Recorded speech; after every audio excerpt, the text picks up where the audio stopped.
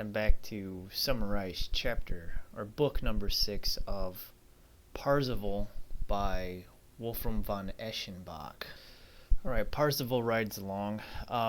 Arthur's residence in Wolfram's von Eschenbach's text is called Caradoel.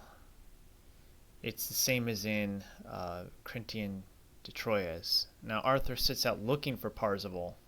He wants to make him a knight of the Round Table because all these knights that he's been sending to surrender Arthur's court, Arthur's like, this guy deserves to be a knight of my court. So he rides out looking for Parzival. Now Arthur's falconer loses his best falcon, and it ends up finding and following Parzival. The falcon ends up killing a goose, and the blood and the snow reminds Parzival of his wife, Kundry.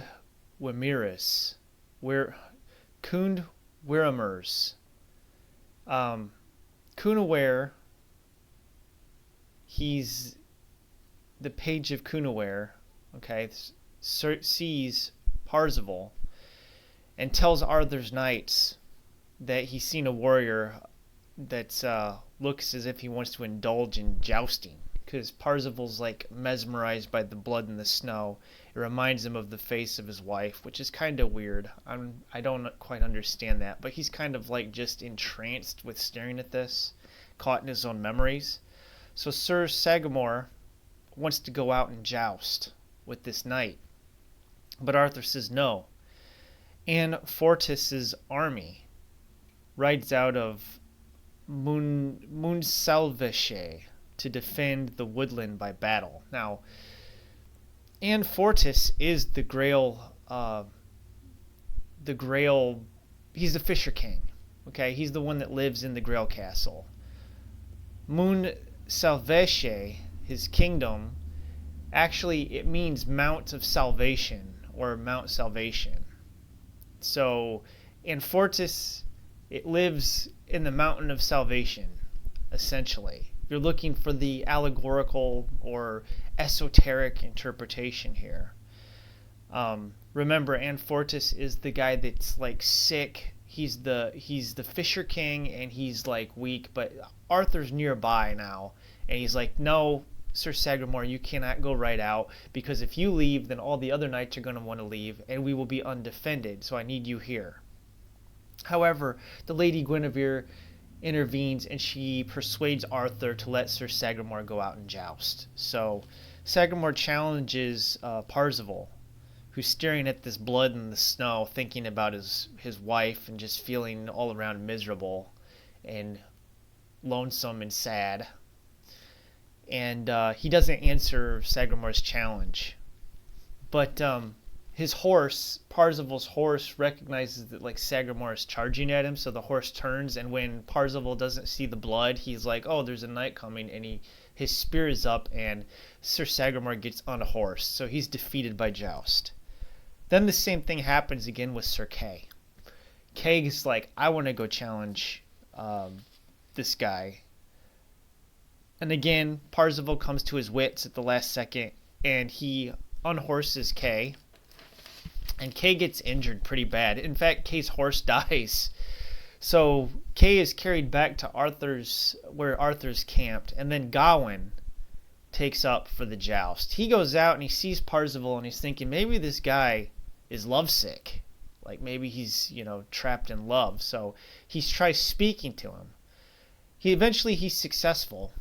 So they don't fight with each other.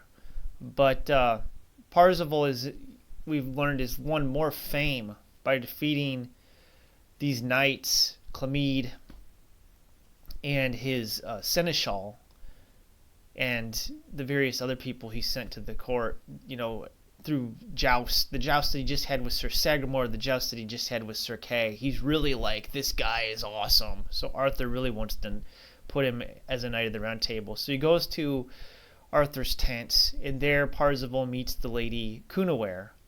This is the lady that he's restored her honor. This is the one that Kay beat when Parzival first showed up at the Arthur's court, and she laughed, and so Kay beat her.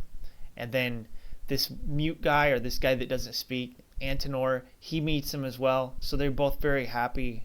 They thank Parzival for restoring their honor. And then this woman, this sorceress woman, who's got like tusk, and she's, it describes her very strange looking, okay? Very wild looking lady.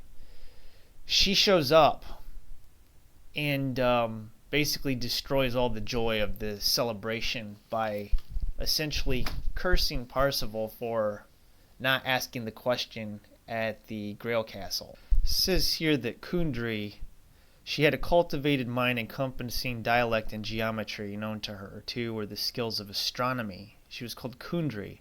Her by name was Cerzier. She was not lame about the mouth, for that part of her had plenty to say. She struck down high joy and abundance. The maiden, rich in wit, bore little resemblance to those they call bouchant.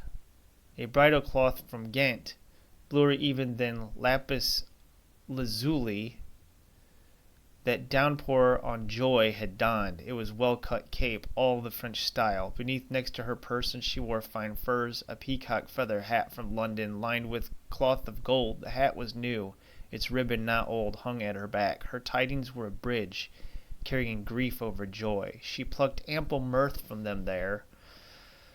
A plate crossed the hat and dangled down from her as far as the mule. It was so long and black, tough, none too lustrous, soft as a pig's black hair. She was nosed like a dog. 2 boar's teeth stuck out from her mouth, a good span in length, each eyebrow thrust plated past her hairband. My courtesy was trespassed in the interest of truth, having to say such things of a lady. No other lady can complain of me on that count. Kundry had ears like a bear's, no match for a suitor's love desire. Her countenance was hairy, as all acknowledged. She carried a whip in her hand, whose thongs were of silk and whose stock was a ruby. This comely sweetheart had hands the color of ape skin. Her nails were none too bright, for the adventure tells me they stuck out like a lion's claws. Seldom was a joust delivered for her love. So she comes, and she's like, Arthur, how can you have this guy sitting at your court? You've dishonored your court. This man, he's horrible, this Parzival. She says here that you are destined for hell. This is of Parzival. You are destined for hell as appointed in heaven before the highest hand, as you are doomed upon this earth. If those who are noble come to their senses, you ban on salvation, you curse on bliss, true disregard of all fame. You are shy of manly honor, and so sick of nobility that no doctor can cure you. I shall swear by your head, if anyone will take my oath, the greater treachery never fell to the part of so handsome a man. You feather hook, you adder's fang. So she's really ticked. And so all the joy of the celebration is destroyed. And she tells Parzival he has to, he didn't ask the question of the king, of the Fisher King. And if he would have, the king would have been healed, all the land would have been healed, and he would have had great honor. But since he didn't do it, he's accursed. Meanwhile, Gawain is challenged. This knight rides up to meet Gawain and says, hey, 40 days from now, I'm going to meet you in single combat. This is Prince Kingrumersel of Asculon. And then we have Cunaware, the disgraced lady, and King Clemede. King Clemede is one of the men that Parzival jousted and defeated and sent him back to Arthur's castle. So Cunaware and King Clemede are pledged to be married. And then Queen Janfuse, Janfuse, tells Parzival of Firafez, Angevin. Now remember, Firafez, way back at the beginning, this is Parzival's brother, the one that's got the spotted skin, that was born of the queen in the lands of Zanzimak, a North African kingdom, that Parzival's father married the queen there, and they had a child together. So Parzival departs in search of his brother, and Gawain departs. Both of them depart on separate quests, and Arthur's court disperses, and everybody goes into their opposite direction. So I'm not sure if this is true or not, but it looks to me like the Round Table has come to an end, that it's all dispersed and left. I might be wrong, but that's what it looks like. So it leaves there, and next time I'll pick up and talk about Book 7. Thanks for watching. Have a wonderful day.